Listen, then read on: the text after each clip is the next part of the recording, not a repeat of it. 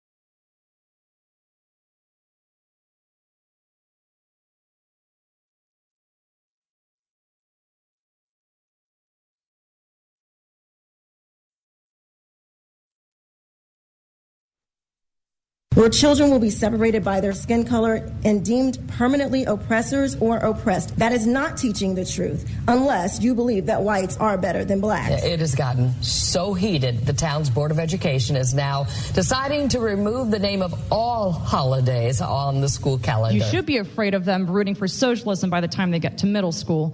Teachers, it may seem that our careers have come to a dead end, but I'm here to remind you we don't work for the school board. We work to mold the next generation of well-rounded American patriots. So don't give up, because it is up to us. Let's hope, man. Can we be hopeful? Is it wrong to try to be hopeful here on Wake Up Mid-Missouri? Say, let's hope that stuff doesn't happen on a national level. Let's hope it doesn't happen, in Columbia public schools, because we know what's happened there. Actually, even prior to the COVID stuff and then the CRT stuff, which is happening in schools here in Midmo, including, and they'll say, no, we don't have CRT on the class schedule. You can go and look. Yeah, because they don't teach a class. They don't have CRT 101. They don't call it that. They have it. We know that money has been paid for this for this project, for CRT stuff. Getting ready to go back to school, kids all across mid-Missouri, Jefferson City, Columbia Public Schools, and then the colleges. Hannah, do you remember, so all these kids, man, you can tell. I love going to the Moshers, and there's no more ramen noodles. Oh, yeah, Mizzou's back. Were you more excited, do you think, for your first day of college, first day of high school? I don't know. I'm nervous about everything all the time. So I'm just a nervous kid. Yeah, I was pretty nervous for both. All right. Especially, I think, college, because it's such a large campus at Mizzou. I was just afraid of, getting lost on my way to class, basically. I can imagine, because growing up in Centralia, and you know everybody in Centralia, Hannah is our 22-year-old Mizzou grad, has a degree in agriculture, and uses it. How often do you use that? Every day, Brandon. Ag is more than just farm and crops. You are correct. You are accurate about that. And I remember going back to my first day of college, and it was kind of exciting for me because I wasn't a high school dropout. I just didn't go back to high school one year. I just didn't go back. And then the road to get into college, taking a GED, getting scholarship money for the GED. So when I went to my first day of school, Southeast Missouri State, there was a sense of accomplishment, and I felt pretty excited. So I always wonder the abundance of excitement here all across mid-Missouri, kids getting ready to go back to school, especially, and I'm excited for businesses, by the way. Our local businesses, small local businesses all across mid-Missouri. You talk about being the economic engine. We talk all the time. Let's bring in a big factory and let's hire 2,000 people, and that'll fix the economy. And I appreciate some of the bigger employers here in mid-Missouri, whether you're talking IBM, Hitachi Energy. We appreciate those big employers, but really, if you look at numbers, small local businesses, the backbone of Missouri, small local businesses into agriculture. So we appreciate that stuff. ABC 17 talking to some businesses in downtown Columbia about what it's going to mean for their biz. We're ready for it. We're prepared. Yeah, we're ready for all the business. Yep, we're ready. We sell out of posters immediately as soon as the students start coming back. They come in here and stop, and they kind of shop our Mizzou section, getting ready for back to school. I think our sales have been actually really a lot better now than it has been in the summer. And of course, no surprise, this happens every year, but why this is especially important right now for mid-Missouri, because we know what's happened since the tragic events of January the 20th, 2021. Inflation, all that stuff. This stuff is especially important right now. And Lincoln University, that brings in big money, too, for businesses. It's got impact. It all does. Marsh, your first day of college, nervous, scared, more nervous than scared. Hannah says she was a little bit more nervous than excited. What about you?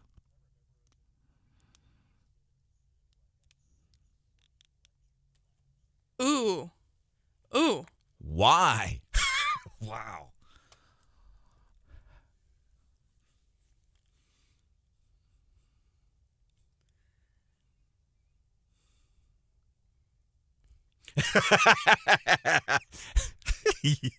I don't know what happens between your senior year of high school and your freshman year of college, but suddenly an 8 a.m. class is the middle of the night. I don't know what it is. You got up and went to school, by 7:45, 8 o'clock your whole life up until that point, and then you go to your freshman year of college, and 8 a.m. is so early.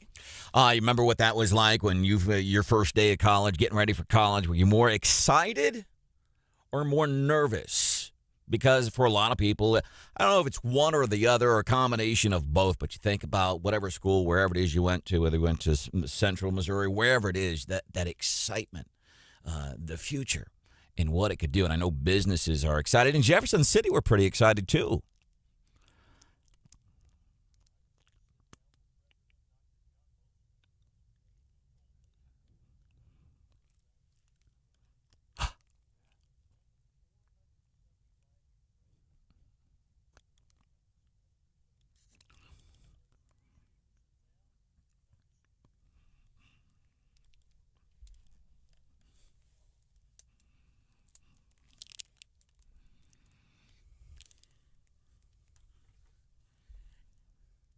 Now, John, Lincoln University is the school that basically split all their COVID relief money amongst all the students, right?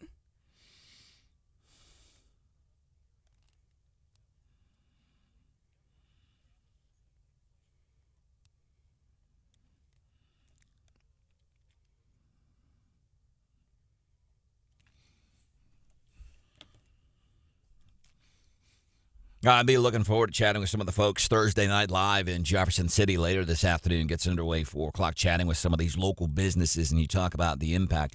Because these students, like Hannah, when she started at Mizzou, man, her parents gave her a pocket full of cash and said, here, go support the local economy. Am I recalling that properly? No. No. I mean, there was a pocket full of cash spent to get me to Mizzou. By the time I got there, I didn't have any cash in my pockets left, man. Welcome into the show. This is Wake Up Mid-Missouri. My name is Branden Rathert. Stephanie Bell going to be checking in this morning. She's at the Ham Breakfast Missouri State Fair. Governor Parson is there. Everybody, am I exaggerating, Marsh, to say this is... Probably. Before you even ask the question, yeah, you're probably exaggerating. Why? Because you're a dude. And you're Branden Rathert. And I'm Branden Rathert. I'm not sexist. Come on. I love it whenever my dad comes in on the show, John. My dad will come in and people will text us at 573-874-9390. Does Branden exaggerate some of the stories when he talks about his childhood and how it shaped his political acumen today? And my dad, without thought, will say, yep. Yep. But I think my dad is exaggerating when he says that. So you can see where I can get it from. Mr. John Marsh, how are you today? Something we can do for, by the way, Brian Houseworth is here too. If there is something that we can do for you, 573-874-9390 might be interesting to hear about your experiences going to college. And if you're a small local business owner, man, please feel free to call or text 874-9390 because we are excited for you because we know what inflation has done. To give you some perspective on these, and it's easy to complain about inflation, but think about this. Here it is at 6:17 in the morning. If you are under the age of 40, two things. Number one, thank you for checking out Wake Up Mid-Missouri. We do appreciate you. We have an influx over probably 6 to 12 months, an influx. Because people stereotypically think, well, people who listen to talk radio, they're these old fogies. Rah, rah. You would not believe the influx of younger listeners that have been checking out Wake Up Mid-Missouri because they're like, okay, everybody's talking about the president and complaining and why is my gas prices so high and what the heck happened in Afghanistan? Why did Joe Biden kill our fellow Missourian over there? Somebody just explain it to me. Give me the news, then analyze it for me, and I want to know your opinion. So we have an influx of younger listeners. If you are under the age of 40, what you are seeing today, you've never experienced in your lifetime. That's what inflation is like. You have never experienced this. John's getting choked up. Marsh is just beside himself. Now, obviously, yeah.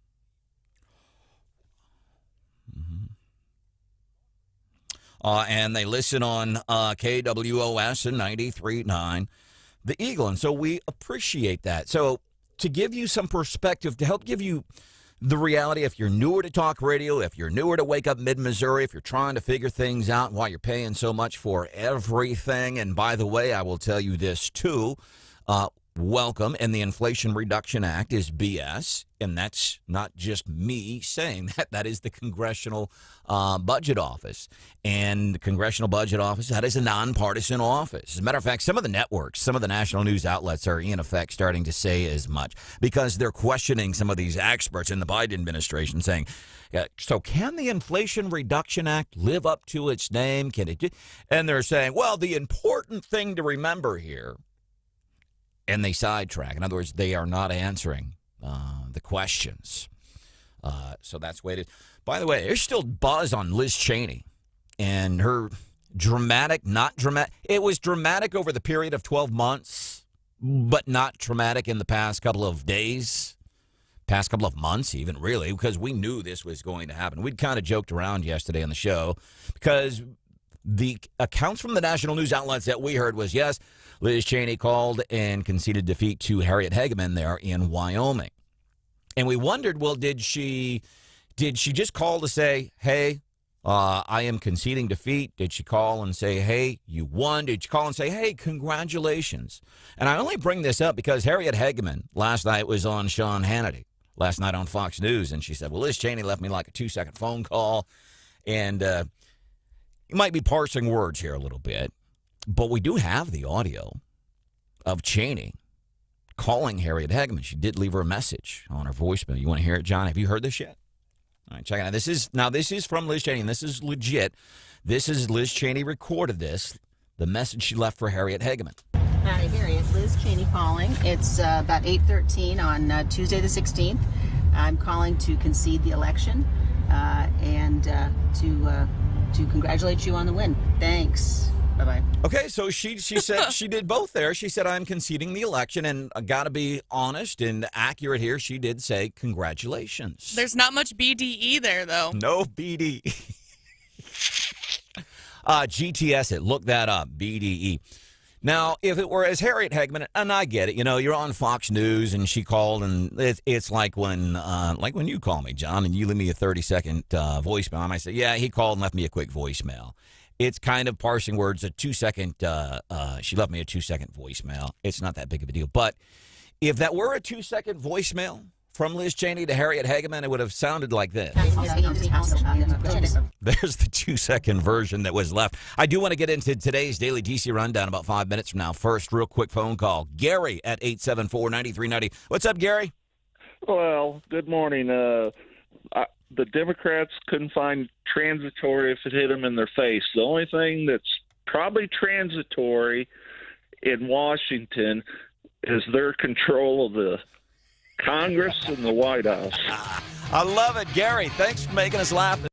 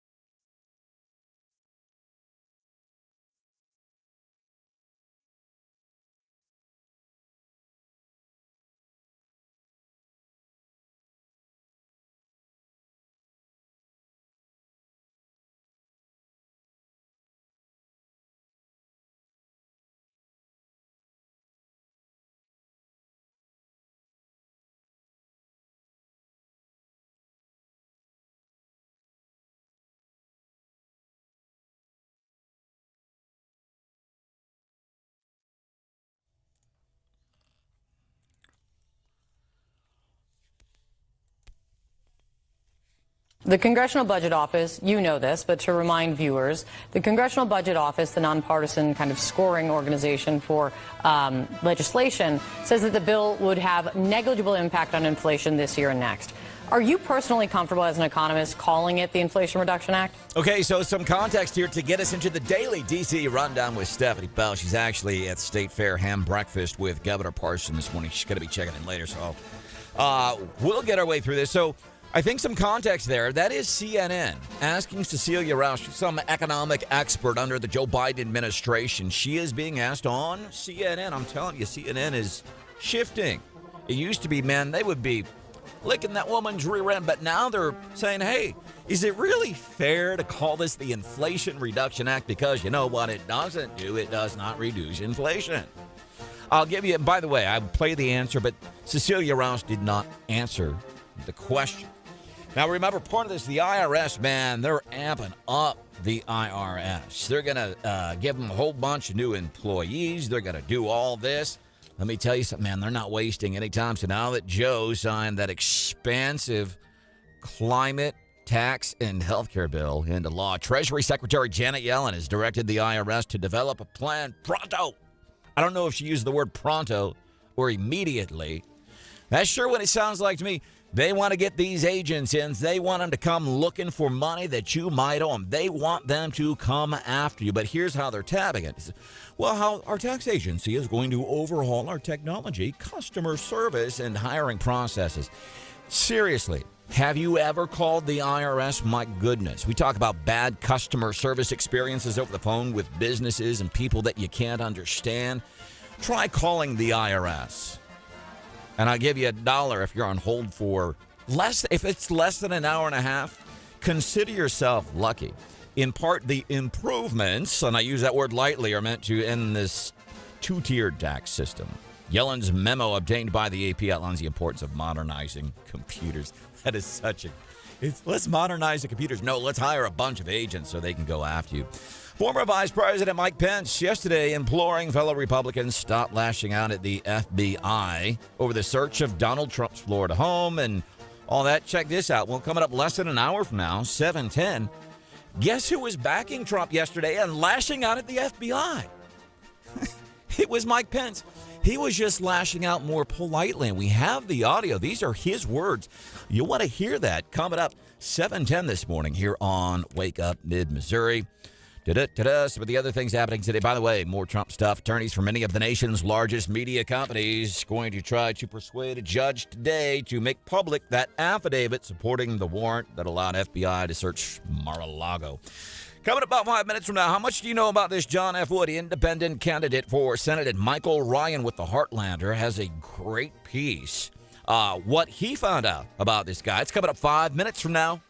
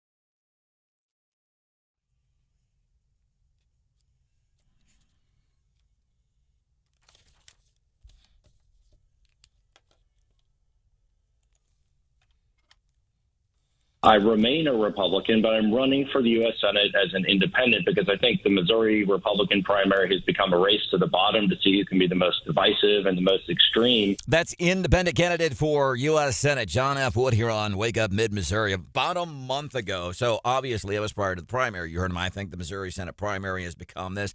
Didn't matter for him. He wasn't in the primary. He is running as an independent. He's the guy put forth by... I wonder if Danforth is going Cheney here almost. Mr. Danforth, God bless his years to public service, to Missourians here. The Danforth name for a lot of years has carried a lot of clout. You can't deny what this guy has done over the years. I wonder if he's going Cheney here, though, man. Pushing forward this John F. Wood guy who was helping with the January 6th committee hearings. He's just interesting. And I got to tell you something before we move forward here. There is a great article on the Heartlander. Heartlander is kind of a statewide publication, dives deep into Missouri issues and politics, and it's a real easy read. It's theheartlander.com. But there's an article written by Michael Ryan with the Heartlander. It's really good, and it's about this guy, John F. Wood. But before we talk about what it is that he's uncovered about John F. Wood, I want to say this. Listen, I am all big. I'm conservative, but I'm really I don't necessarily fall along party lines. You can say libertarian. I think Gary Nolan, who's here at 9 o'clock this morning on the radio station, he's more libertarian. I'm kind of more independent. In other words, I think for myself. I don't let this party tell me what I'm going to think. I don't let that party tell me what I'm going to think. I'm an independent. So I got to tell you this idea of John F. Wood, an independent in a Senate race. I'm like, yeah, okay. But following his visit here on the show, it's just really going to really, in my opinion, muddle up this Senate race. Come the elections November 3rd. Let's bring into the show now Michael Ryan, peace with just an apartment in KC, but a multi-million-dollar home in Virginia. Does Senate candidate John Wood even live in Missouri? Welcome in. So let's start with the question that headlines your article on the Heartlander, heartlandernews.com. Does he even live in Missouri? Well, good morning. Well, we'll leave that up to the reader and to the listener. But it's funny you should mention Liz Cheney. According to public radio, it was Cheney who recruited Wood to serve on the January 6th committee. Wow. See, that I did not know. Yeah. Wow. So we wondered, is this a real Missourian? Now, he bills himself on his campaign website as a sixth-generation Missourian, and you can't take that away from him. But the fact of the matter is, the other media, like the Kansas City Star, reported without much curiosity that Wood left his job on the January 6th committee and moved back to Missouri and launched a campaign for the U.S. Senate as an independent, just like that. No questions asked. Hey, can you do me a favor? I don't mean to interrupt you, Michael. Can you repeat what you just said regarding the Liz Cheney John Wood connection? Yeah. No, you don't have to repeat it. We heard you. Apparently, allegedly, what you are learning is that allegedly Liz Cheney was the one who recruited John Wood. And Danforth, we know, since he had a falling out with Hawley, who he had really pushed for in that Senate election in 2018, doesn't like what Hawley has done, so he's been looking for another candidate. Danforth, I don't know, maybe Liz called him and left a 2-second message on his voicemail, like Harriet Hageman said. She only called him up me a 2-second congratulatory message.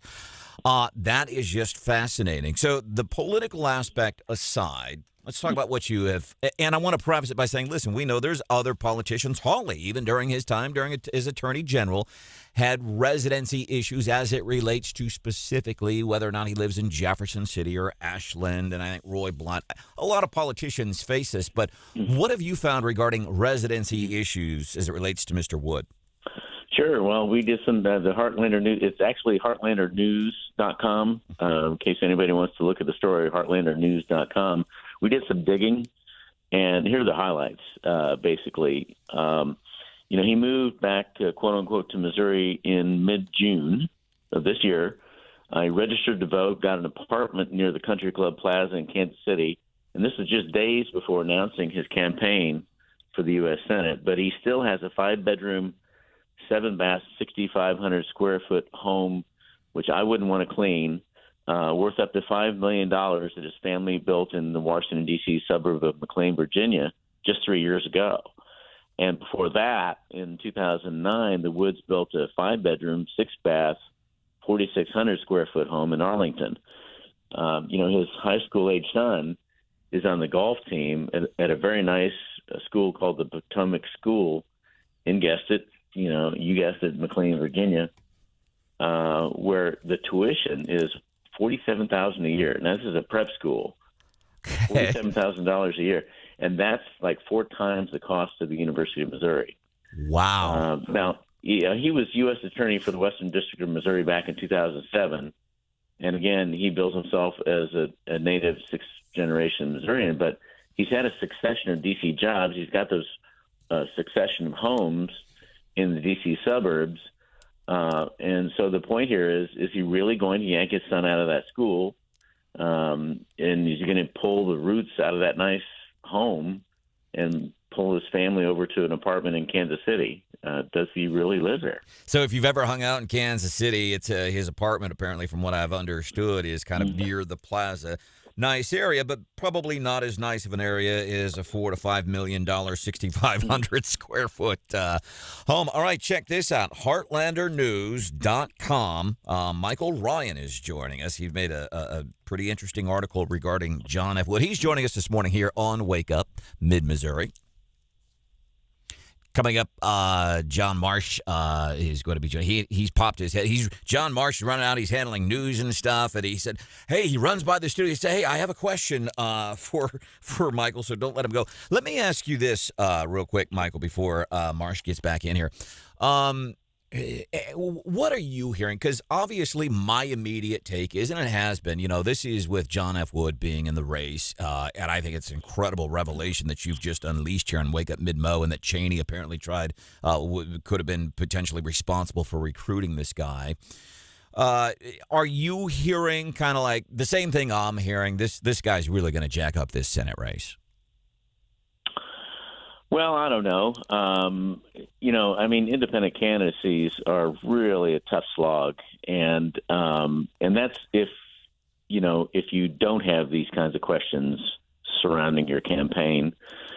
I think most people are going to take a look at it now. That the buzz that we've had after publishing the story is a lot of voters who might have been on the fence are saying, wow, I didn't know this. And it does seem to make a difference. And, the Liz Cheney connection may make a difference, especially after what happened this week. Man, Marsh, does that kind of like, whoa, regarding that Cheney connection?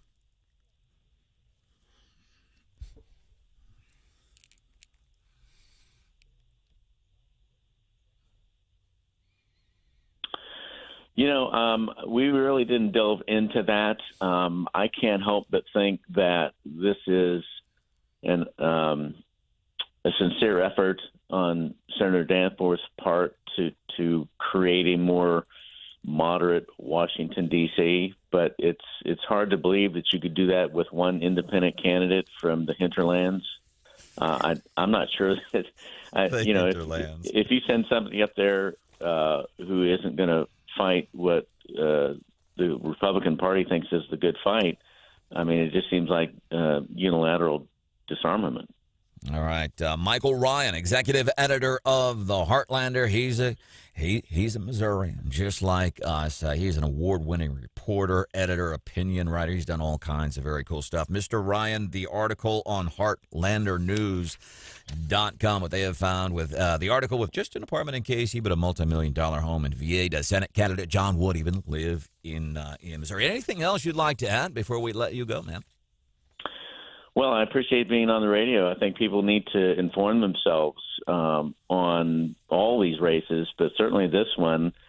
It just seems like my former colleagues in the so-called mainstream media don't have any interest in asking questions like this. And to me, this is what journalism is all about: is asking skeptical questions like this. And you have to wonder why they wouldn't ask, is this really a serious candidacy? A guy moves here in June.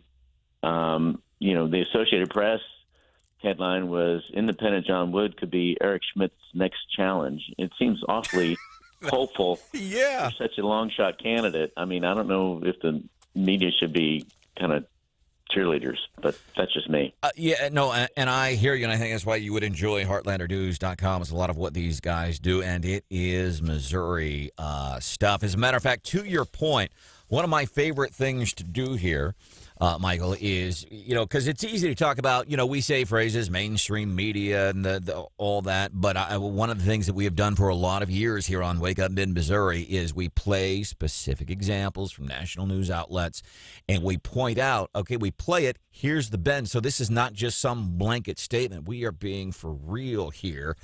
Kind of an interesting headline in the Associated Press. Cheney's defeat, end of an era for GOP. I don't see it that way. Is that the end of an era for kind of more on a separate issue regarding the way news outlets cover things? I don't really see it that way, but that's the Associated Press slant on that. Well, and I've had lots of experience in the major media, and I can tell you it's not mainstream. I mean, it's certainly not today. And so, I mean, that really puts the onus on voters themselves to educate themselves. And you're not going to do a complete job of that if you restrict yourself to the so-called mainstream media. You're going to have to do some digging on the internet and at places like HeartlanderNews.com. Michael Ryan, executive editor at the Heartlander, HeartlanderNews.com. Let's hang out again, man. All right. Appreciate it. Enjoyed it. Appreciate the insight. Mr. Marshall, let me ask you I love that phrase. We need to ask skeptical questions, and we need to learn how to pronounce words like skeptical before we go on the radio and talk about this. John Danforth, I got a hold of an ad that he has just released promoting John F. Wood. So let me play a little bit of it for you and ask a skeptical question or two. What do you think of the current state of politics?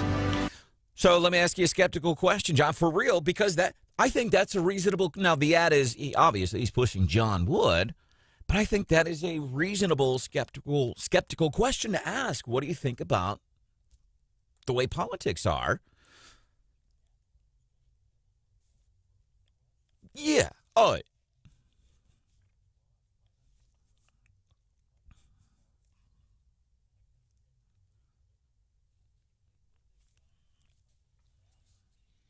Yeah.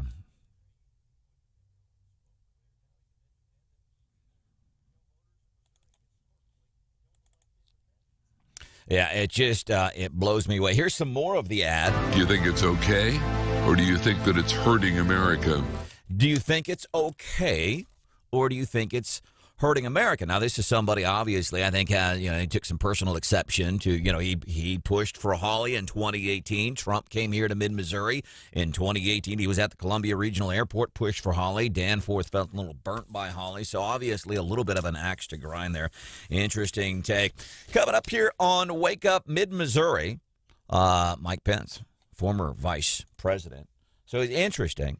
He was saying, hey, listen, GOP party, kind of back off your criticisms of the FBI. He was giving a talk yesterday. Really well known that President Trump and I have had our differences.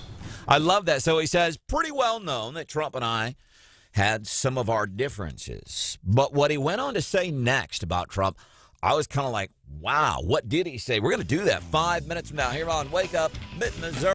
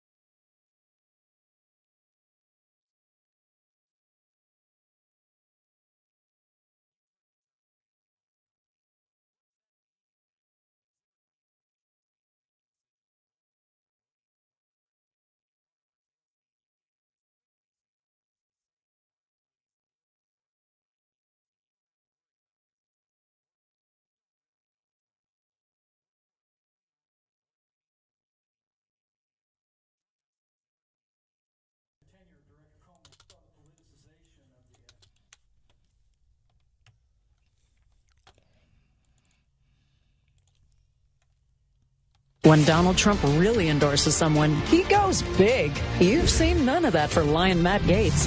What does Trump know? Is Gaetz the informant? Whoa!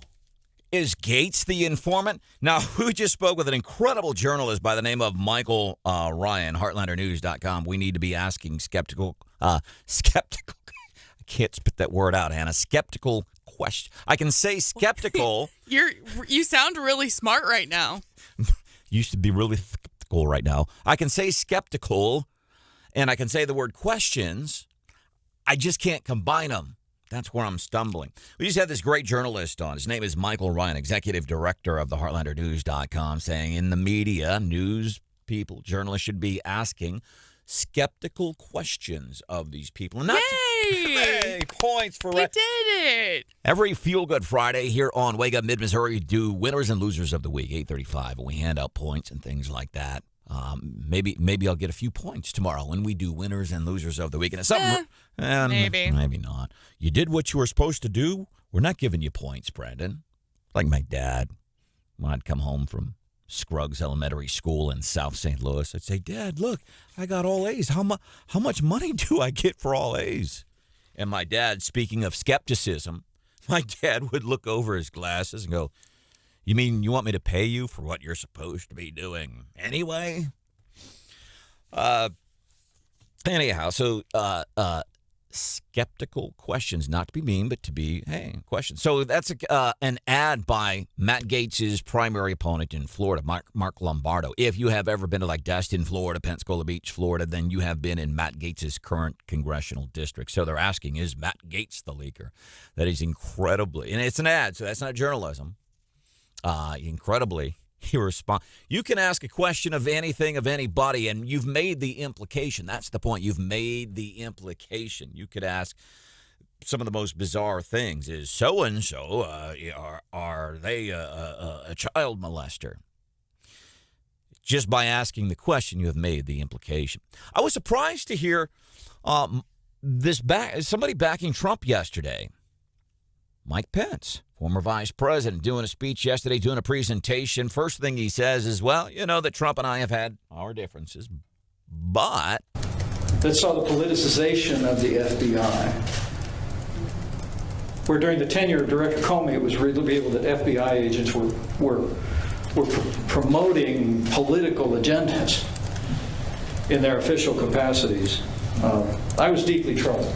So Mike Pence is saying that he's kind of got Trump's back on this. His lawyers get ready to head into a courtroom today. Lawyers representing the media saying, hey, listen, we want to see these records, man. Those are media attorneys doing that today. So Mike Pence saying yesterday, yeah, you know, when I was serving, and he prefaces it by saying, Trump and I had our differences, but during our time in the Capitol in the United States of America, yeah, there were some issues with the FBI. That's some pretty solid stuff there. Coming up, defunding the police here in Missouri. Oh, my goodness. We're going to do that coming up about 7:10.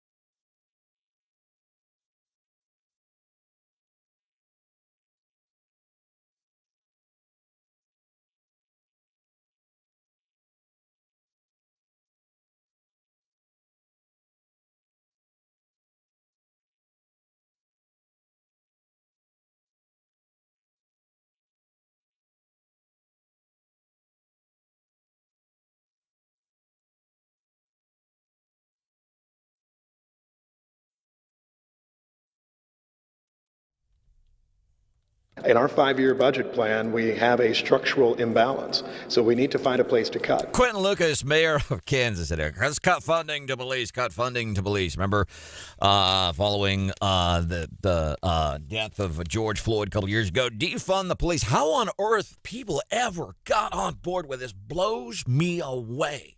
And, of course, we know what happened in Kansas City. They started...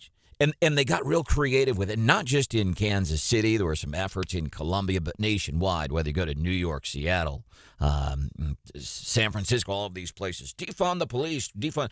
And then it was, well, we're not going to defund the police. See, we're going to move money around. We're going to shift things around, you know. And they tried to get real creative with it. Fortunately, a lot of us were smart people. Hey, that's BS. We know what it is you're doing.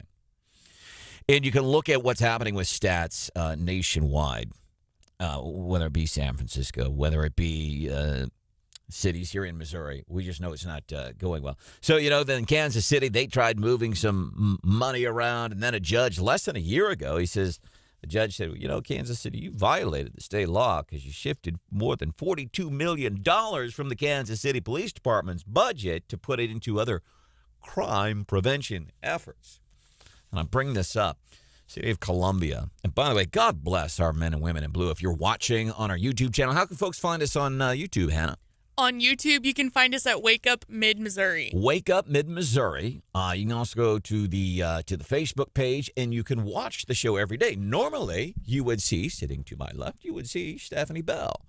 She's doing bigger and better. She's hobnobbing with all the big politicians. State Fair, ham breakfast this morning. I would say, Marsh, think probably one of the biggest events, political events in Missouri outside of the Capitol.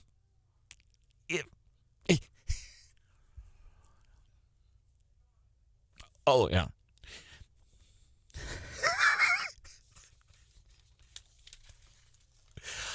Attorney General, yeah. Lieutenant Governor Mike Kehoe, Governor Mike Parson, Attorney General Eric Schmidt, and Willard Scott, all appearing at the ham breakfast in Sedalia. So Stephanie Bell is there. It's John Marsh. Brian Houseworth is here. Producer Hannah is hanging out with us. My name is Branden Rathert. Phone number is 573-874-9390. 573-874-9390. You can call or text. And I'll tell you something. I know a lot of times you might be accustomed to various talk shows across the country, across Missouri. What do you think about this thing? Or here's the question. I love when they do that. We're a little bit low key here, man. It's like happy hour. You know, you're hanging out with your friends at happy hour. You're hanging out at Shakespeare's Pizza and having a few beers when you're all sitting around talking. You don't always say, Hannah, tell me what you think about that. John, what is your opinion on this? Let me know. You sit around and talk and you BS. That's kind of what we do here, but that's the phone number, 573-874-9390, 874-9390.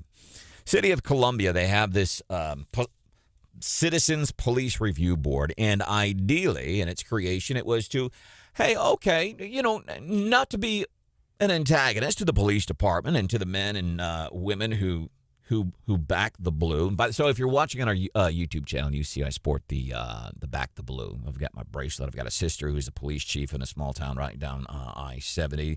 And really, that's all first responders.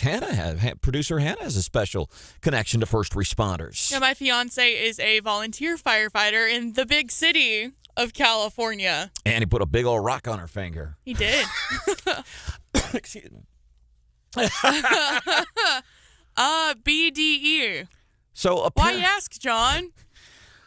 So I want to, before we get into this, what's happening with local law enforcement, what's happened nationwide with this whole, and these are, listen, everything that us smart people said a couple of years ago with defund the police, it is happening. And the way that these progressives are trying to clean it up, it's just not a good job. Yesterday, we got into a discussion regarding BDE. John, had you ever heard of BDE prior to yesterday's discussion? Way more hip than Branden. Apparently, man.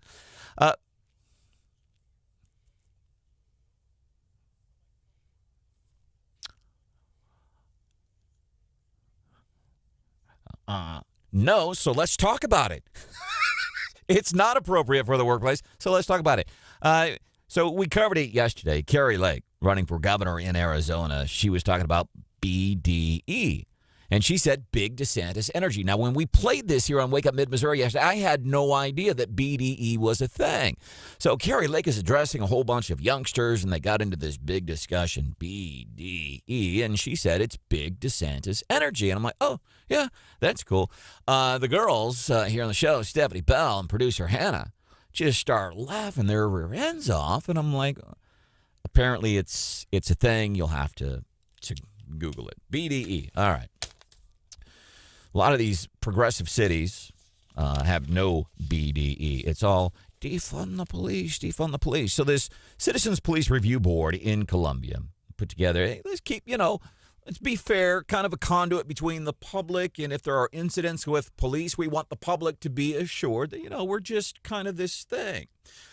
Well, then you get people like December Harmon. December Harmon is like a pit bull at the heels of law enforcement locally. And she has the absolute wrong intentions. I'll put her in line with somebody like Tracy Wilson Kleekamp, one of the biggest racists I know, proposes to work on behalf of black people. This woman, Tracy Wilson Kleekamp, one time at a city council meeting, called then Chief, Ken Burton, called him a white boy. She came on this show to talk. Later, she went on social media and called me white people and all this crazy stuff.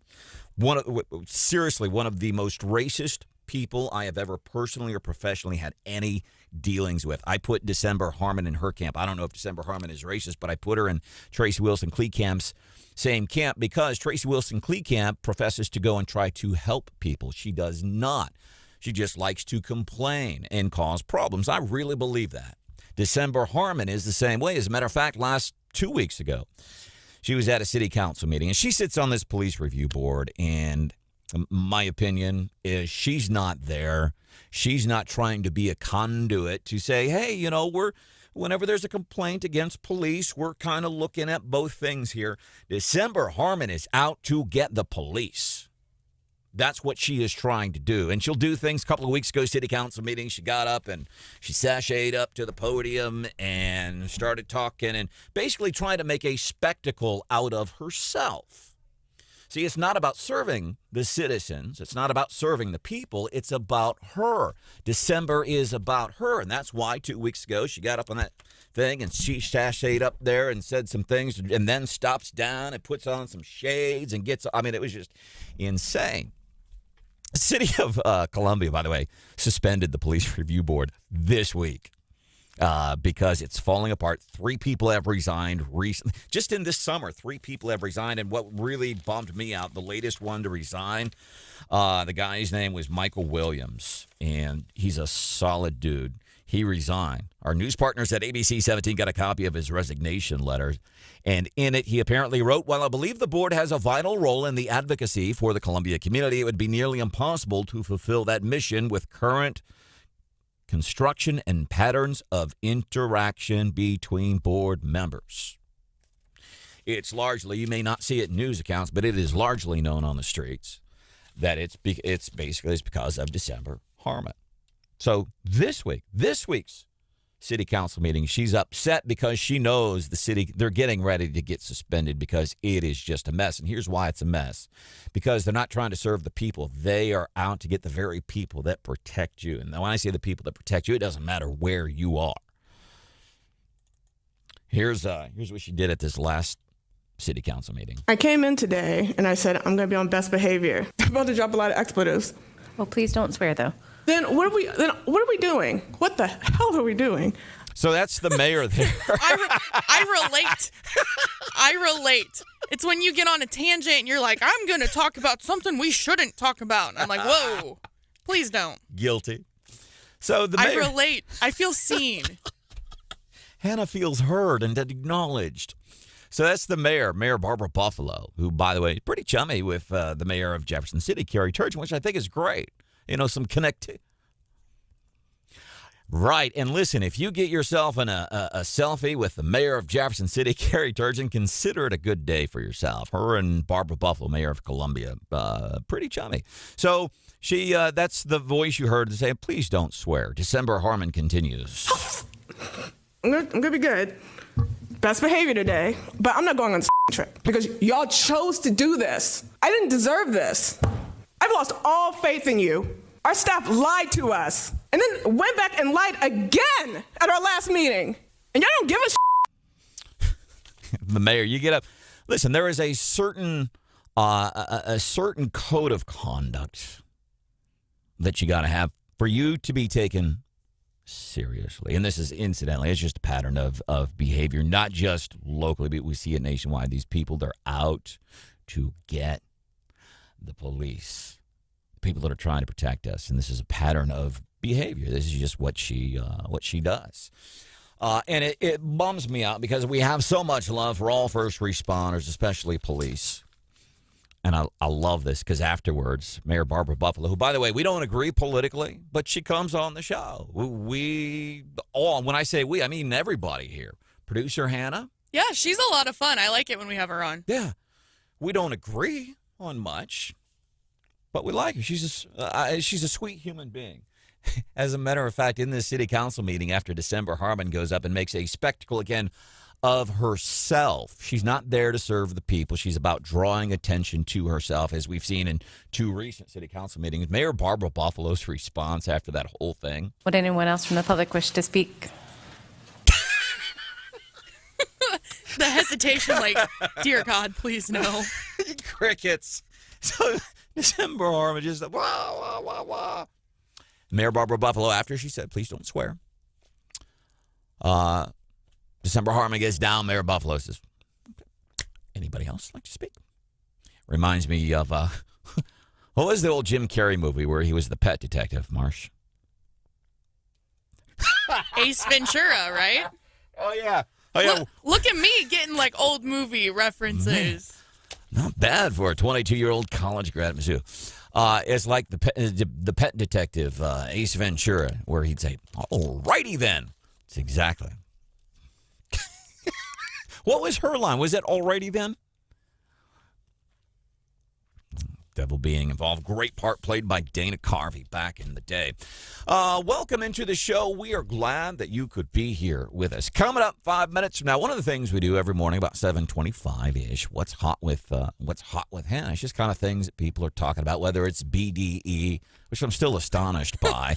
What I'm even more astonished by, so I've learned less than 24 hours I've known the meaning of BDE, but if you're a parent or a grandparent, this is something that you may have heard tossed around. Google it.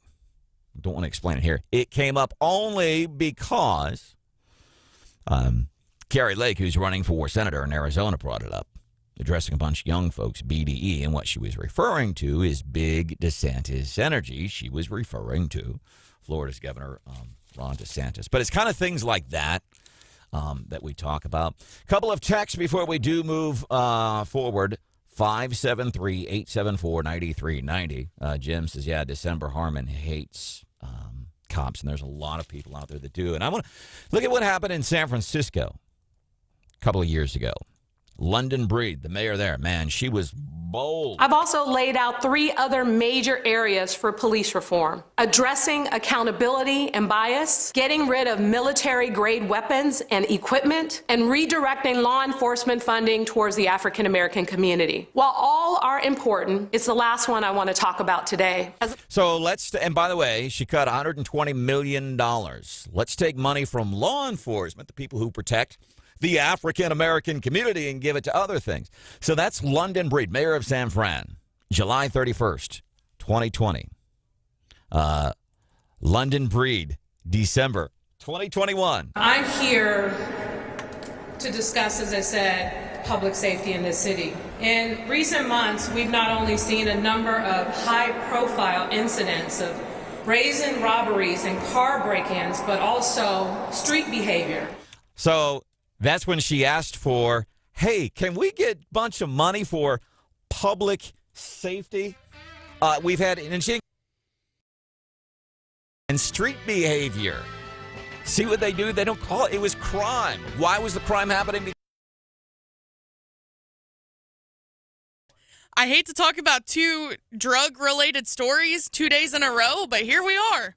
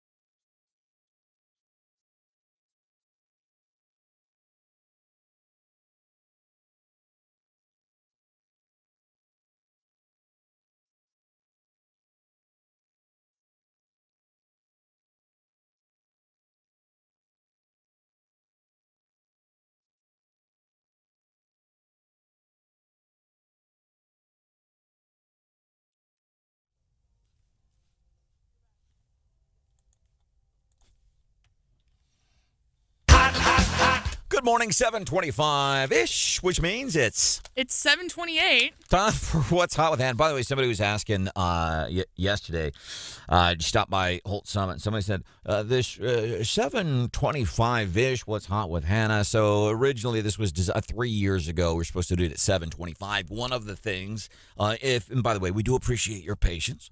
One of the things you learn is it's never happened at 7:25, hence the 7:25-ish. It's maybe happened once over the last 3 years, and that's being generous. Over 1,000 days, 3 years, 300, over 1,000 times, it's happened once. So what? It's just cool things people are talking about, something to get our minds off some of the hard, heavy news once in a while. And man, Hannah always nails this one.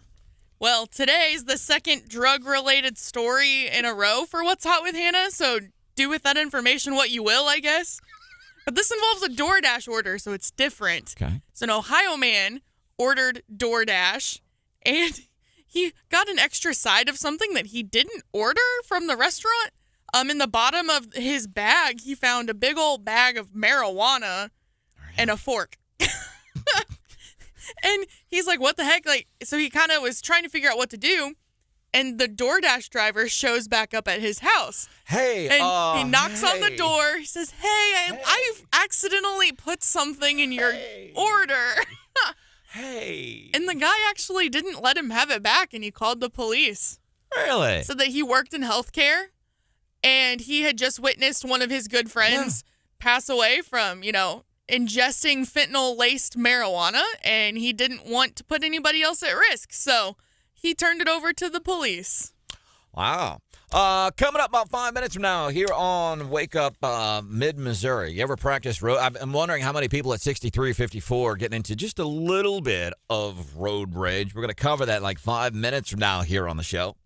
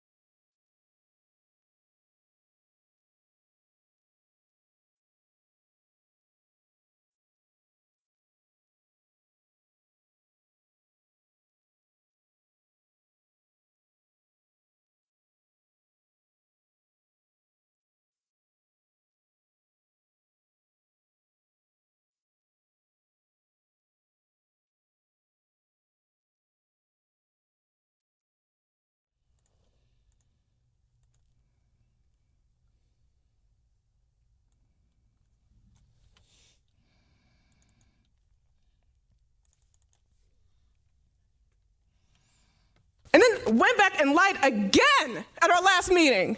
And y'all don't give a Whoa. Mm-hmm. December Harmon City Council meeting. Would anyone else from the public wish to speak? And that's the mayor. I got to give Mayor Barbara Buffalo some points there. So December Harmon, between her and Pat Fowler on the city council in Columbia, that woman, she likes to hear herself talk for the sake of hearing herself talk, is my opinion. Is it just me, or was Mayor Buffalo almost saying it like, dear God, please nobody else want to speak? I think she was saying a lot of things there, and it was kind of like Marsh was saying that, and I love the attitude from Barbara Buffalo. She was polite, but you got what she was saying.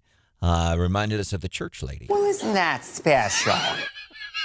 Could you imagine, Marsh, the mayor saying in any city council meeting anywhere, yeah, that's how you conduct yourself in a city council meeting, and that's special.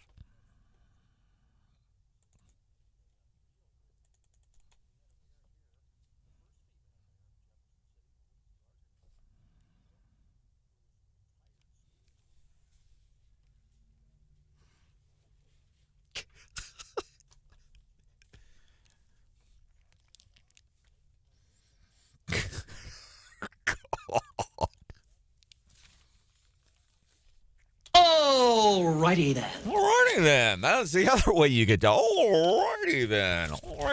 Welcome into the show. This is Wake Up Mid-Missouri. My name is Branden Rathert. Stephanie Bell is usually here, but she gets those plum assignments, man. She's like, yeah, she's scarfing right now, man. She's probably, a bunch of eggs and ham and stuff like that, hanging out with Governor Mike Parson, and really one of the biggest politically.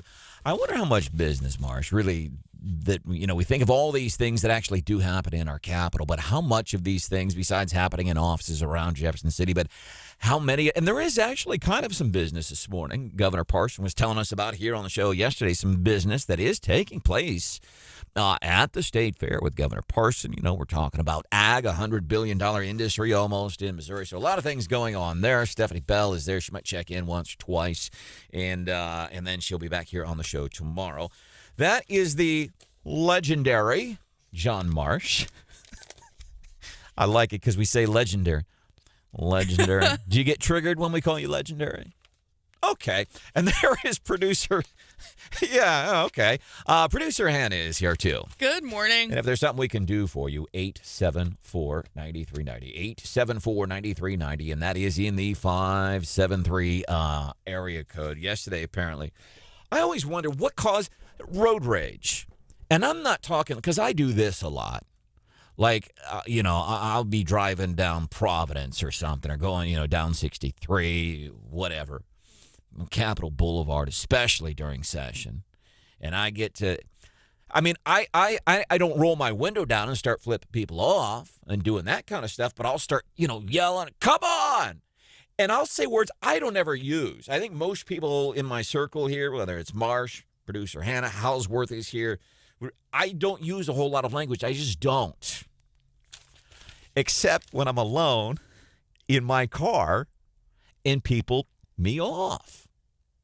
I get upset. But this dude in Jefferson City apparently arrested for road rage, cruising down 63 and I don't know what set him off. And that's the thing I'm always wondering, what sets you off? That apparently this guy, it was a woman and her two little kids, and they're cruising down 63, and I don't know what set him off, but he's pointing a gun. Cops come and they find the dude, they bust him, they got him in jail. But I'm like, and I'm going to guess, and I'm just going to stereotype a little bit.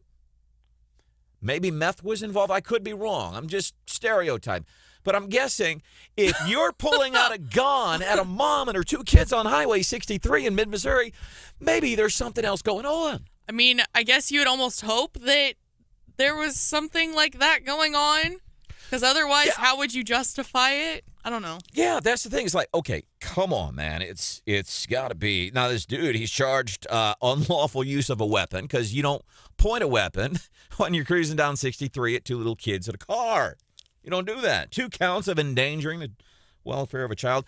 But I wish they had in the police report what set it off. Like, what did she do? Did she not signal before she switched lanes, did... Oh, God.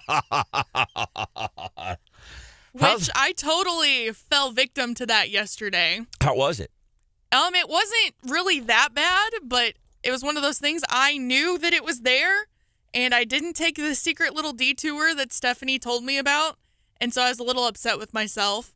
But yeah, you do have to basically go down to the Holt Summit exit almost and go across and do a U-E and get back on the highway. Mark Slavitt, he's legendary, I guess. He's got Marsh status when it comes. You're just throwing that word around now. Mark, that's legendary, John. That's how we say that. Mark's KRCG. He was chatting with some folks about that 63-54 thing right now. Yeah, I feel like they have to do what they... I should be more accurate here. Mark Slavitt wasn't talking about it. He was talking to people. Here I said, Mark's talking about it. Yeah, I feel like they... Yeah, that's not Mark. He was talking to people on the streets like, how is this going for y'all? Yeah, I feel like they have to do what they have to do to keep those roads in good shape to where we can use that ramp whenever we need to. And so it's a minor inconvenience for the time being. Minor inconvenience. Marsh, you been through there yet? Yeah, I'm going through there. Yeah, I'm going through there today. Thursday Night Live is in Jefferson City, so I'm stopping by Salter in Ashland, great local company, lawn maintenance for a lot of years, and then I'm going to the Thursday Night Live. So I'm excited. Hannah, would you tab it as a minor inconvenience? Yeah. Now ask me again in a week, and we'll see if I still consider it minor. What really burnt my butt though, I was coming into Jeff City. And that little service road that Stephanie Bell told us about that you can use as a detour, I watched like all 6 cars in front of me turn off onto that road. And I thought to myself, that's weird. I never see anybody drive on that road. Like, that was a lot of cars to turn on there all at once.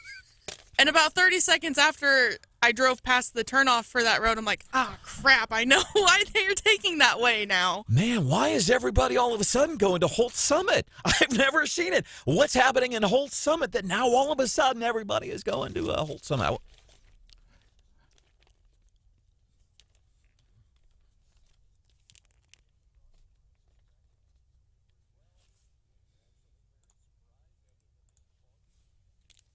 Very nice, Brian. We appreciate you checking in with Wake Up Mid-Missouri. You can always text, call 573-874-9390. Now, pretty early into my driving career, I had a little incident with road rage, and I think it scarred me from ever having road rage again. Are you being serious? Like you were the victim? Or you're the If somebody I was the perpetrator of the road rage. It wasn't anything like real crazy. I just got a little upset. So in Centralia, of course, you know everybody. And there's a little 4-way stop there at McDonald's on Highway 22. And I had been waiting forever to go, and it was finally my turn. And I went to turn left, and the car on the other side of the intersection zoomed across, so I couldn't turn. And I got ticked off. So I slammed on my brakes. I threw my hands up, and come to find out it was one of my teachers from school. So the next day in class, he drew a diagram on the board of the 4-way stop. This is a teachable moment. Yeah, and so we polled the class on whose turn it was and who had the right-of-way in that situation. But I saw that it was him, and he was laughing his butt off. And I was sitting there like, I'm not going to hear the end of this anytime soon. Did he call you out in the classroom, or he just... Yeah. Oh, okay. Yeah. All right.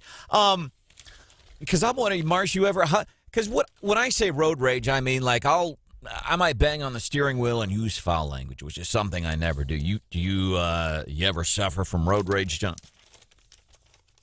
No.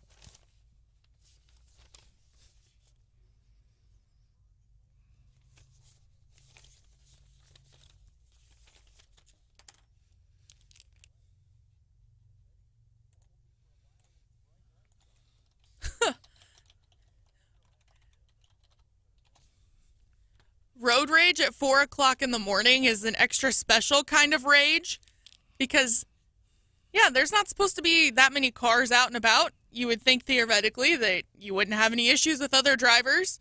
And so it just makes it that much worse when it happens. 573-874-9390. So I think I figured it out. The road rage, I don't know what this dude in Jefferson City who got arrested. He was pointing a gun at some kids and a mom on 63. That's incredibly disturbing. I'm sure there's got to be something. I agree with you, Hannah. There's got to be something that this dude, he's got to be like meth. Either that or like diet pills or something. They just got him so wound. But as I think about times when I get upset, I have learned. By the way, another traffic update. 63 North, Dripping Springs exit, apparently blocked by an 18-wheeler. It's one of the folks on the streets for us, 573-874-9390. But I think there's something, the big thing I think that is one of the big, because it can be somebody cut you off in traffic, somebody go too slow or cut you off. I think I know what the biggest, at least for me, because here's what I want to do, and people have suggested against this for a long time. I don't know why, but I get really upset whenever somebody, you're going down Stadium, and somebody wants to, turn right or something. They don't turn on their blinker to turn right, and I don't know what it is. People think you don't have to use your blinker on a right-hand turn. Yes, you still got to use your blinker, but I've always thought, wouldn't I be a good citizen of mid-Missouri? Wouldn't I be polite if I would follow them into the parking lot and go and knock on their window and say, excuse me, sir, I didn't know if you knew this or not, just trying to be helpful, but apparently your right-hand blinker isn't working because you just turned here into Menards and you didn't turn your signal on. I've been counseled by more than one person that I should not do that. But coming up, what I think really, see, right, well, I'm thinking, what if I had done that to this dude on 63? What if I had followed him because he didn't turn on his blinker because he was making a right-hand turn into Menards, and I follow him and politely go and, tap on his window and say, hey, sir, I don't think your right-hand blinker is working. And he would say, yeah, go ahead, make my day. Speaking of road rage, we're getting reports of a pretty serious accident on southbound Highway 63, like near the Clarksburg exit. Or, let's see, the Zuma Road area. It sounds like there's multiple cars involved, and it just happened. So first responders aren't even there yet, but it's going to be a pretty nasty backup. All right, so keep us posted on that. So coming up, what I think really one of the big things that happens, why it's road rage. And, by the way, the story I'm going to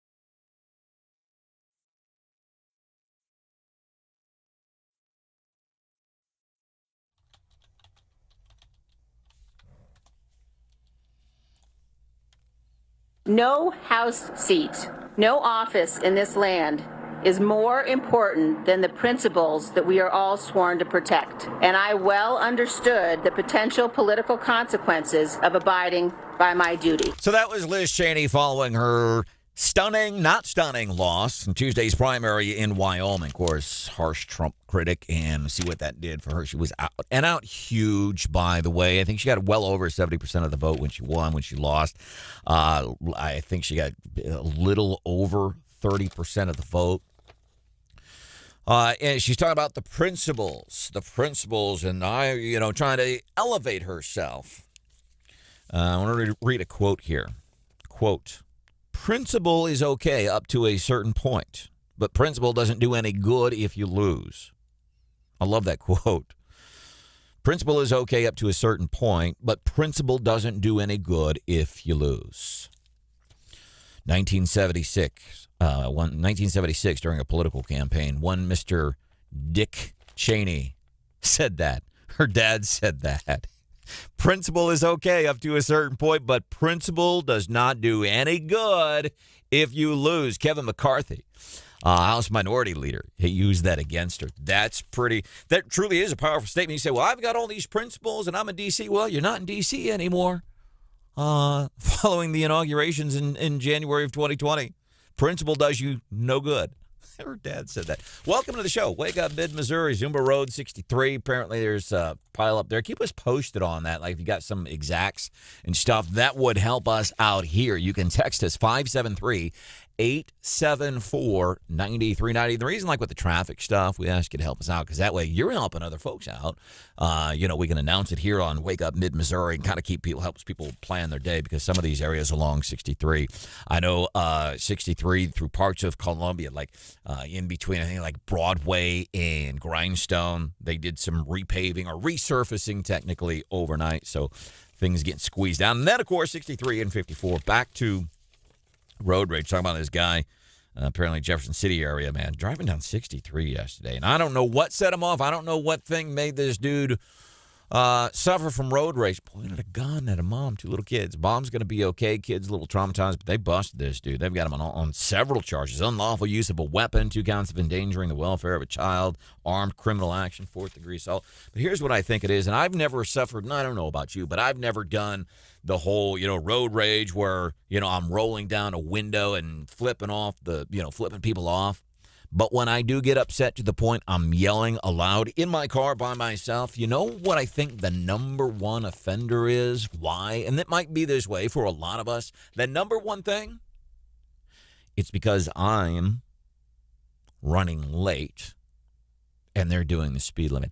I did not plan well enough in advance because I can be, last minute, fly by the seat of your pants, and sometimes it comes back to bite me. Usually, so when I suffer the road rage, it's usually because I haven't pre-planned well enough. I haven't planned well enough. I haven't structured my day, and I'm running late, and now somebody in front of me is doing the speed limit. Don't you know I've got places to go and things to do and people to see? That's on me. That's not on you. It's on me and my inability to deal with things that throw my day off. Coming up tomorrow here on Wake Up Mid-Missouri. So something we do, Feel Good Fridays. Listen, we know there's a lot of heavy news. There's a lot of things that are affecting us on a regular basis. Local elections, new laws going into effect in Missouri by the end of the month, national elections.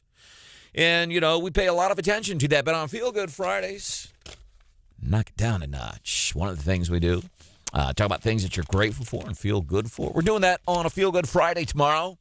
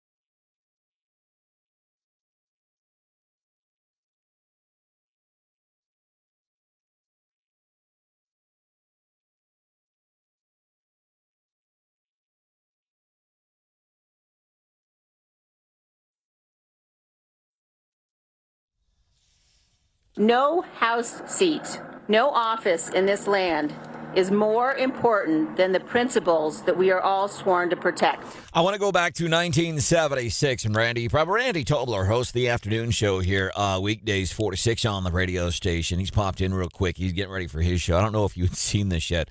I want to point, you're a pretty smart dude, and you and I like to talk about some of these inspirational quotes and things like that. Although not inspirational, I want to share a quote from 1976. That was Liz Cheney, obviously, the other day. No office is more important than the principles. 1976, quote, principle is okay up to a certain point, but principle doesn't do any good if you lose. I think that's a powerful statement, especially when you consider the source of that statement happened to be one Mr. Dick Cheney, Liz Cheney's dad. Oh, my God. Oh. Mm-hmm.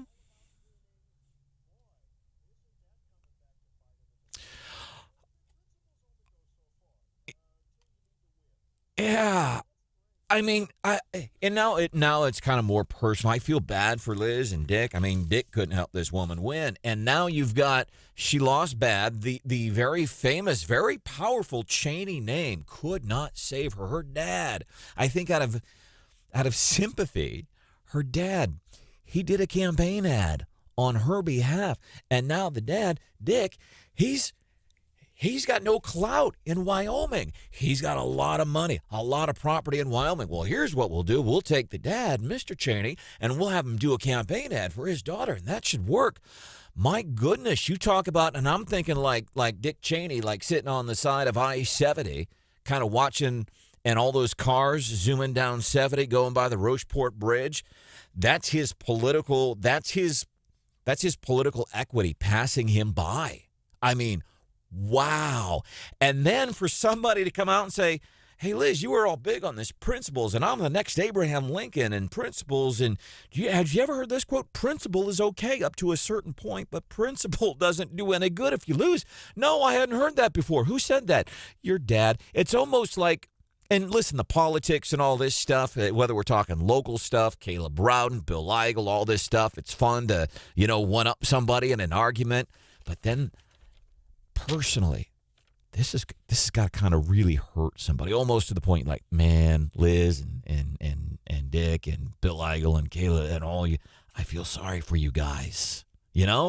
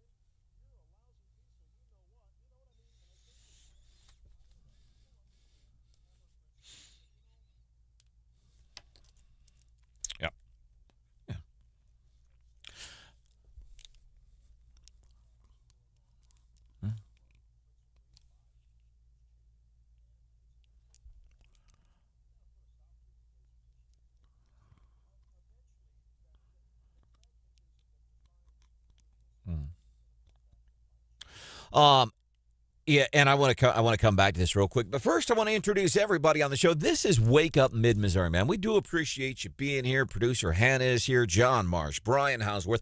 Stephanie Bell is usually here. She's at the State Fair hanging out with, like 1,000 people sometimes attend the ham breakfast there. Governor Parson, who was on the show yesterday, she's hanging out with all those folks.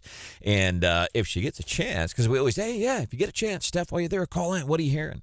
It gets pretty busy. You don't always get the opportunity to do that, but tomorrow on a Feel Good Friday, she's going to be here, and I'm anxious to hear what happened behind the scenes. My name is Branden Rathert. This is Wake Up Mid-Missouri. And that's interesting. Because when you talk, I think when somebody, because here's what I heard Liz Cheney saying, and I don't want to beat up on Liz Cheney. I'm kind of thinking more of myself and us and you maybe listening in your car right now. if Liz Cheney is saying, the principal thing, she's saying, I have been principled in this. If somebody is telling you that they are principled, that's the thing. It's like if I sit here and say, well, listen, I go out and I do volunteer work with big brothers and big sisters. I am telling you that I am principled, and that doesn't count. If I have to tell you that I'm principled, if I have to tell you what a great guy I am, if I have to tell you about the charitable work that I'm doing, then I'm not principled if I've got to brag to you about it. Does that make sense, Randy?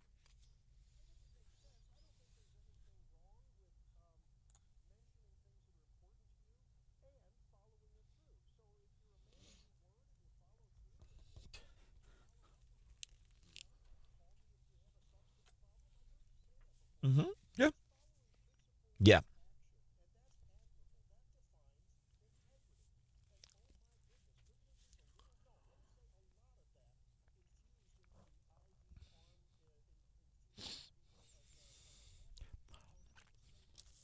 And I want to go to this state thing here real quick because you're exactly right. But I want to mention real quick, I got to give some points. I'm going to nominate John for one of our winners of the week. Every Feel Good Friday, 8:35, we do winners and losers of the week. And the more localer, the more better it is. But I was talking about Dick Cheney has to be like sitting on the side of I-70 at the Rocheport Bridge and all that traffic zooming by here at 8:15 in the morning. That's his political equity that has just passed him by. John was astute enough to mention via text 874-9390. Is he referring to Dick Cheney? Is he comparing him to Barrel Bob? Everybody knows the famous/infamous Barrel Bob. A couple of barrels put together by MoDOT. Who's the last I saw just last Friday, was there on my way to Boonville. They've got Barrel Bob propped up there along the bridge at Rocheport. So, yeah, think of that this morning. If Barrel Bob is still up there, and I think it's I-70 westbound, before you get to the Rocheport Bridge, that's where I saw Barrel Bob. If you see Barrel Bob this morning, think of Barrel Bob up on that. He's kind of off to the right up on a ledge. Think of Barrel Bob as Dick Cheney. And you zooming by him this morning, you are the Cheney name, all right? You're the political equity driving by, passing by, because Cheney's, you come out and do an ad for your daughter, and your daughter still loses and gets walloped, not just loses. Wow, stunning. You talk about, principles and stuff. I think we saw some of that on a state level this week. We had a group of folks, conservative caucus, come. And I think, Kayla, listen, I don't want to get into, because there's already been some stuff with us and some of these folks involved with the conservative caucus basically demanding, I'm not exaggerating, I've shared it before, demanding time on this show. Back in April, and not doing it again, but kind of saying, hey, I heard Caleb on your show. I want to come on and talk now. Well, aren't you already going to be on the Randy Tobler show? That would be rude of me to tell Randy Tobler, hey, I know you've got this guy coming on your show, but I'm going to have him on first. I'm not going to do that. So we've seen some of that here, but I think Caleb Rowden said it best the other day, and he said, listen, if you're going to have a press conference to announce that you're still a Republican, that's and I don't want to get into that fight. I believe in a lot of the things the conservative caucus does. I believe whatever. And for somebody to say, well, Caleb Rowden, just by virtue of not being in the conservative caucus, shows he's not a conservative. That is wholly inaccurate, but I respect the opinion. Kind of to your point about, some just decency, we could see that even here, because these things affected everybody listening right now. It affected all of us, what we saw, the battles in Jefferson City this past session.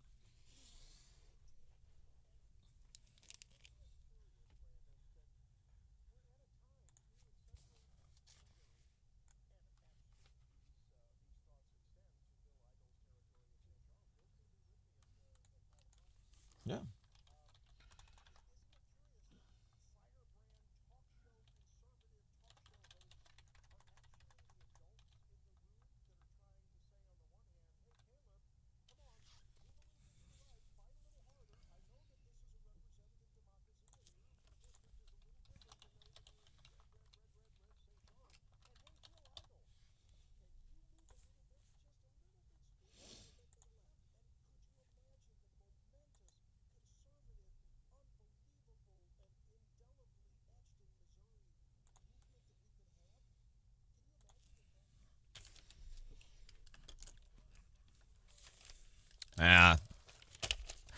Well, and it's hard. And see, that's the thing, because I do like politics. It's a sport. It really is. It's a sport sometimes. So it would be like, let's say on Thanksgiving Day, me and your lovely wife, Mrs. Tobler, we're all hanging out. And heck, man, we've got even John Marsh. And we're doing, our annual Thanksgiving Day football game. The Zimmer World headquarters. We're playing football. And on the field, we might get a little dirty. I might take a hard shot at somebody. Brian Hausworth might come in and blindside me on a pass. Because that's what you do when you're in the heat of the battle. But then I would hope that afterwards, whether it's Jefferson City, whether it's Washington, D.C., whether it's the Jefferson City Council chambers or Columbia City Council chambers, I would hope that then after the football game is over, we all pat each other on the back, hang out, we all get along. Okay, cool. So we know you've got Bill Eigel on the show, and I have much respect. Bill Eigel, I think, had been on this show before. So Bill Eigel, somebody's asked to explain the Conservative Caucus Caleb Rowden thing. It's Caleb Rowden is a Senate Majority Leader. There was the Conservative Caucus, about 5, 6, 7 members, I think, like Mike Moon, Bill Eigel, some other ones in there, and it was basically the Conservative Caucus regarding redistricting maps. So I hope that bottom lines it for you. Bill Eigel will be on the Randy Tobler Show. I'm anxious, very anxious. So that's going to be going down while I'm at the Thursday Night Live in Jefferson City. Yeah.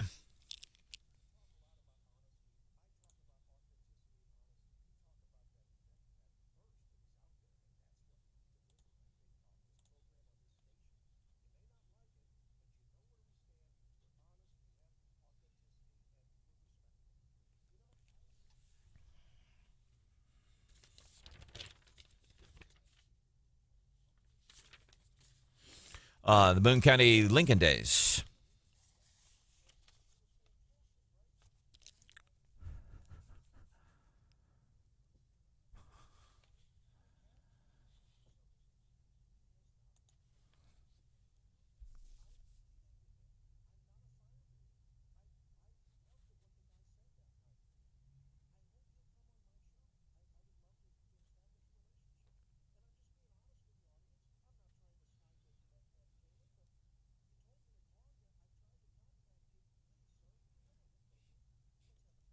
No, there's a plea from Randy Tobler. Did you say something to upset him? Maybe.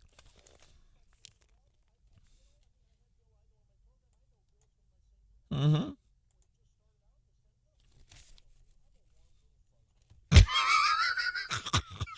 Kind of.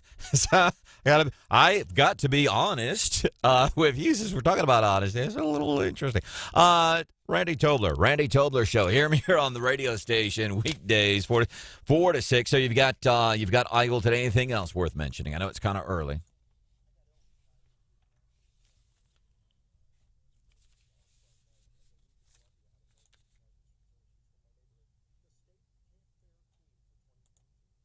Aw. All right, thank you. Randy Tobler Show. Check him out starting at 4 o'clock today, man. If you haven't already, I think you're really going to dig it. And I want to give some points to Steve.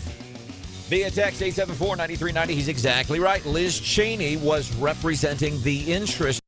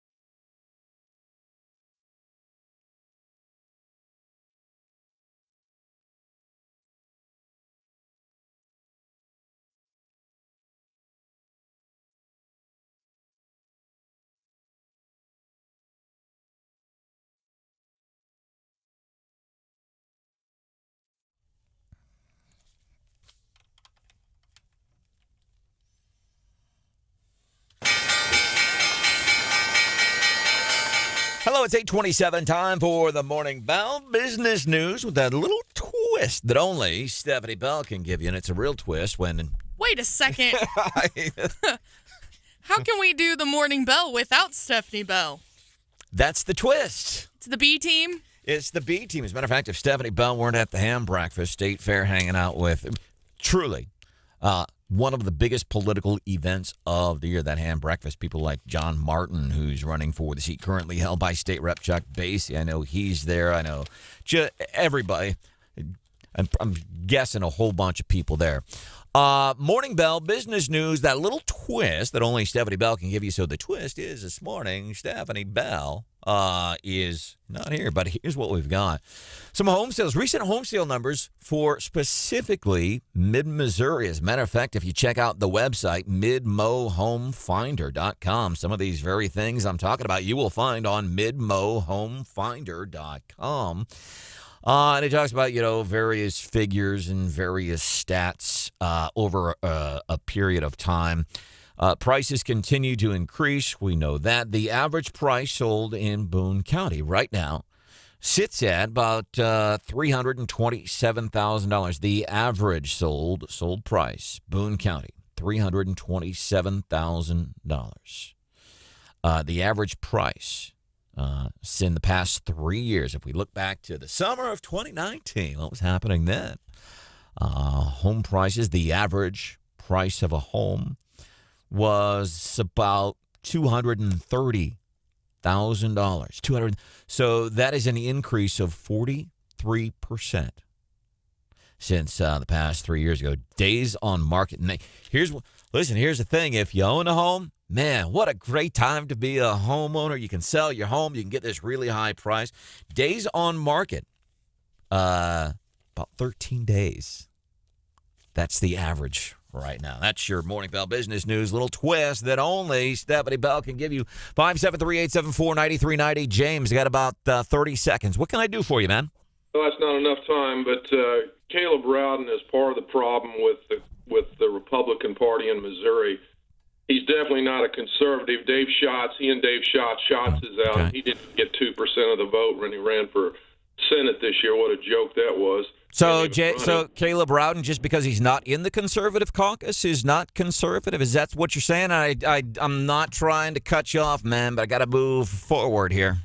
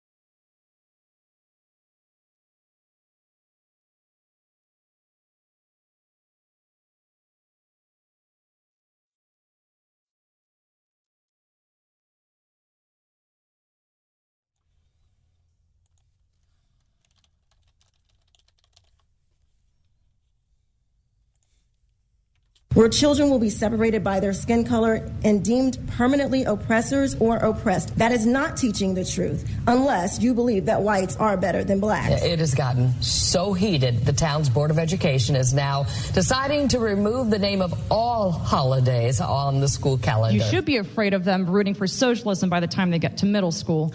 School craziness, man. Local schools getting ready to open schools nationwide. I want to mention really quick, I heard Gary Nolan show. By the way, he's coming up like 20 minutes from now. I heard him talking a story about Minneapolis school district. Whenever there's layoffs, they're going to lay off the white teachers first. I'm like, oh, come on, Gary, that's just propaganda. That's for real, man. I was reading Minneapolis Star Tribune and WCCO, which is a TV and radio station in Minneapolis. And I'm thinking, because Gary doesn't spread propaganda, but I'm like, that is just too remarkable of a claim. And then even Randy yesterday on Randy Tobler Show, 4 to 6, had a guest on talking about that.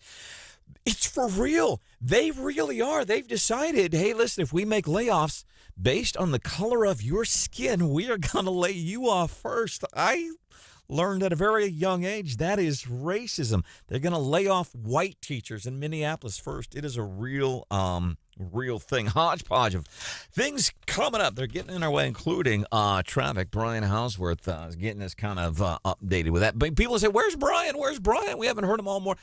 Brian is still here. He is still part of Wake Up Mid-Missouri. He's just been incredibly, without a lot of things happening. Traffic has been the big thing today. Yeah, it really is, and I appreciate and I love coming in with you guys. It's just been nonstop, and I'm trying to update the website as well, and I've been on the phone with the Highway Patrol, so it has been busy. Basically, 2 very quick points, because I think they tie in together. We've got a wreck right now on southbound 63 at Route A between Ashland and Hartsburg, and no serious injuries, we believe, after talking to the troopers, but it is a mess. And I believe, after talking to the troopers, the tow trucks are stuck in traffic because the wreckers have not been able to get there. So avoid that area. They think the cars are off to the median. People are slowing down to take a look. And then a little bit beyond that, Brandon, we've got a huge traffic. Many cars are basically not piled up, but they're lined up, having to take that detour because of the ramp. So really, 6354. Exactly. That's a little bit further down the road. So really, basically, if you're driving between Columbia and have to go to Jeff City, give yourself extra time, especially if you're driving there right now. You're not going to make it to the office on time. You're just not, because you've got the wreck and then you've got the ramp work going on. Just give yourself some extra time, but hope that helps. So when you do get into work, you're late, whatever, you say, hey, I was listening to Wake Up Mid-Missouri, and Brian Houseworth said, and you might even be able to use that as an excuse if it's not accurate. You can be late for whatever reason, but you say, I was listening to that Wake Up Mid-Missouri on KWOS at 93.9 The Eagle, and the traffic, you heard about it, right? The 6354 snap. Yeah, I was caught in that. Thank you, sir. That is Brian Houseworth. Stephanie Bell back tomorrow. Producer Hannah is here. John Marsh is here. My name is Branden Rathert. Our phone number 573-874-90. Oh, look who popped in to see us. Oh.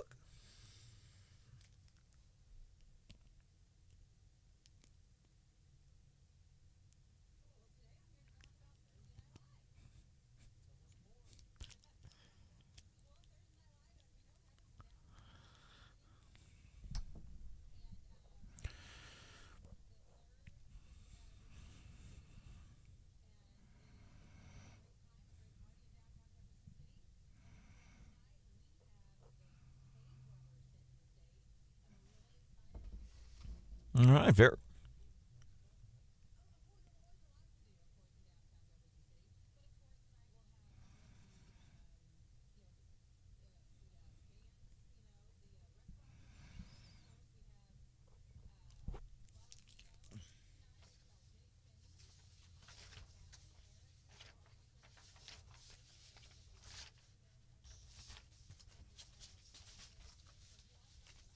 All right, very cool. I appreciate. And by the way, John and I aren't surprised by your response. We're saying, hey, so what's going on? And kind of no response. John and I are used to being ignored by women. That is par for the course. Thank you for popping in. Really good to see you. Looking forward to seeing you this afternoon in Jefferson City. Glad you could be here. I saw this is kind of interesting, and you may not think, okay, there's nothing, whatever. But I'm kind of into. There's a weird thing about me. I'm into reptiles. Not so much specific. You can see my fascination with politics, right? That's such a weird way of putting it. I know. I'm into reptiles. Thank you. I'm into snakes. When I was a kid, I used to buy and sell and breed exotic boas and pythons, and got out of it. I don't know, when I was in my early 20s. It was something cool I got into as a kid. And then, so I still, when I go and walk like the Katy Trail, I like to go and pick up rocks and find me a big old black rat snake in a tree. I like those kinds of things. But I saw that what was kind of interesting is, well, and here's what I get upset by. People see like a common water snake or a little DeKay's brown. Oh, my God, it's copperhead. Kill it. Oh, man, you don't kill it. You just go on its way. It's not going to hurt you. And by the way, it is. And anybody, Department of Conservation will tell you, it is illegal unless something is immediately threatening you. It is illegal to kill those things. Anyhow, so here's the interesting part of this story. The Missouri Hellbender salamander. It's a rather large salamander, and it's got kind of an interesting flower. It almost looks leathery. Anyhow, and it's important to the ecology and all this. Thousands of these endangered Ozark and eastern hellbenders have been raised at the St. Louis Zoo, and I can't remember if it was yesterday or earlier this week, they released the 10,000th hellbender salamander to reintroduce conservation efforts, which is fine. Say what you will about reintroducing species. But it's important because of the ecology. Everything has its place and a place for everything. You know the gig. But the reason why these were becoming extinct in the first place, and I'm looking at over some of the reasons from some of these officials, degraded water quality. From more and more, we construct all these roads, all the sewer runoff goes into these waters, and it ends up, and that's something that has affected water quality over the years. Habitat loss due to sediment that builds up other components, more and more homes being built over a collection of years. And then one of the things, illegal and scientific collection. So they've been releasing these salamanders. They've been going and collecting eggs and then raising them in the zoo and re-releasing them. So I just thought it was kind of interesting. We've been collecting these things, and that's one of the reasons they've been going extinct. That's the way I saw it. Did you see about this sinkhole, John? Sunrise Beach Road? No. But this is a pretty large sinkhole, man. It's like... Well, so I saw that at first. MoDOT was telling us it's like 18 feet deep on one side, 24 feet at its deepest. But yeah, it's like 10 feet across. That weirds me out. That is I agree with you. That is kind of a weird thing. Knowing that at any point, like, a big hole to the middle of the earth could just open up. No, thank you. That is kind of a weird thing, man. No kidding. And and it happens sometimes in some, you see over the years occasionally a road will just cave in. I don't know that I've seen anything like that around here in mid-Missouri recently, but like especially Florida, where their ground is pretty porous anyway, because it's on sand just about. And listen, the foundation of Florida is conservative politics, sand, and swampland. Sometimes it sinks. But I thought it was pretty fascinating because it is just weird. You're just walking, all of a sudden the thing is gone. This bums me out a little bit because, I will heap praise on the Columbia Regional Airport compared to the St. Louis or Kansas City Airport because of its convenience. And yes, it is a little bit more expensive, but you know what? You know how much they pay me an hour? Well, I don't get paid hourly, but my time parking compared to flying out of Columbia Regional Airport, and I will sing their praises all day long. And I want to be clear, because I know they've had some of the critics, well, they've used all that taxpayer money to fix up the airport. So, legally they had to do it because of the Americans with Disabilities Act. Some of that stuff had to be done. And we're a booming region. We really, really are. We are a booming region. And the things that have been happening at the airport are important. I don't want to be a Chamber of Commerce guy. I'm just being factual here. That stuff that's happening at the Columbia Regional Airport is incredibly important. You talk about these, all these people that fly in, whether they're going to Lincoln University or Mizzou, the people that come in here, the leading minds in science and healthcare. And their first view of the region used to be basically, it looks like the way the airport had been looking looked like it was a trailer park in the middle of Ashland. That's what it looked like, and it is not that. It is so much more than that. I'm glad to see that they're coming along. Bums me out, though, and this is not on their part, but I saw this the other day. I thought, I hope this doesn't affect us locally. American Airlines, one of the airlines that flies out of Columbia Regional Airport, they're cutting some of their flights in November, just so you know. But if you ever get the chance, and seriously, because I think about my time, number one, my gas money to and from St. Louis's airport and the parking. I was there, last time I was there, $15 a day to park. And I had it all up. And typically, for real, when I'm flying out of Columbia Regional Airport to go and see my grandbabies in Idaho, it's $200 more. Easily worth it. All right, coming up, we're going to open up the fridge here and see what we've got by the way of leftovers. Some of the things we didn't get to in the show today. And then my dad, this is a true story.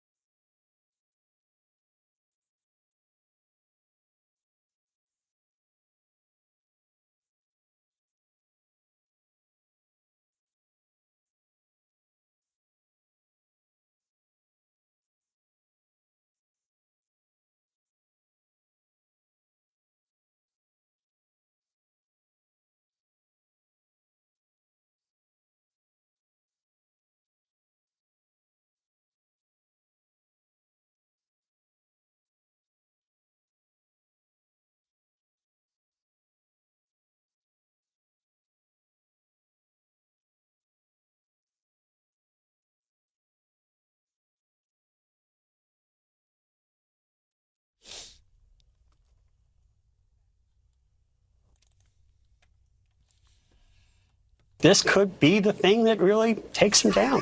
George Conway. And that was just earlier this week. This might be the thing that takes Trump down.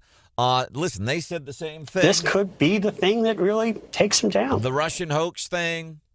This could be the thing that really takes him down. Impeachment. This could be the thing that really takes him down. Everything. And it wasn't just the politicians. It was a lot of people here in mid-Missouri. Oh, this is it. This is it. This could be the thing that really takes him down. Be interesting. The media, a lot of representatives of various news outlets going to court today trying to say, hey, you need to open up these records. And before we wrap up the show and make way for Gary Nolan here on the radio station, I was surprised at where Trump got some support from yesterday. Mike Pence is former vice president. And I'll play some of the audio here, but he said something very interesting. We're going to cover that in Leftovers. Brian Hausworth was keeping us updated here. Traffic. We have an issue on 63 southbound, kind of in between Ashland and Hartsburg. And then the other thing, 63, 54, getting off of 63, getting on to 54 to Jefferson City. Apparently it is stacked there and pretty bad. So if you're in that area, give us a buzz real quick. 573-874-9390. We ask you to do that because you're the eyes and ears out there, but you call in to Wake Up Mid-Missouri, and then we can pass that along to other folks and kind of give them an idea of what's happening out there because you're in it, man. Here's a big old serving of leftovers. Enjoy. All right, leftovers, what we do every day before we get into the Gary Nolan show. We just like to open up the refrigerator, and I like leftovers because, man, some nights, late on a Friday night, you've had a long week at work, and you're at home, and maybe you've even napped a little bit, and then you get up because you have that weird nap time. Like, I'm going to go home, I'm going to nap for an hour, I'll get up by 4 in the afternoon, and I've still got my whole night in front of me. Or you end up sleeping for like 4 hours. And then you get up and then it's 9 o'clock at night and you're like... You're dazed and confused. Yeah, and you're like, okay, do I try to start again here? It's 9 o'clock at night on a Friday night. Do I just stay in bed? What do I do? What I like to do, first thing, go and look in the fridge and see what kind of leftovers I have. And you never know what you're going to get. You might have some leftovers from the Grand Cafe. You might have some fast food restaurant from Easter in there. You just never know what you're getting with leftovers, and that's kind of what we do here. Did want to cover this in the leftovers. So Mike Pence yesterday giving a speech. Audio is not the best. I would play the part where he gets up and he says he's very honest. Mike Pence, former vice president, he says Trump and I haven't always gotten along, haven't always seen eye to eye on things. But you will hear here, then he backs him as it relates to this FBI, this Trump raid at Mar-a-Lago, and I hope that if you were one of those that maybe at first you're like, so what? It's just a raid. No. It's not just because it was Trump. It's not just because it's a former president. Although those lends a lot of credibility to the politicization. By the way, Mike Pence has a hard time saying the same word here, but you'll hear him attempt. But these are things we should all be worried about here.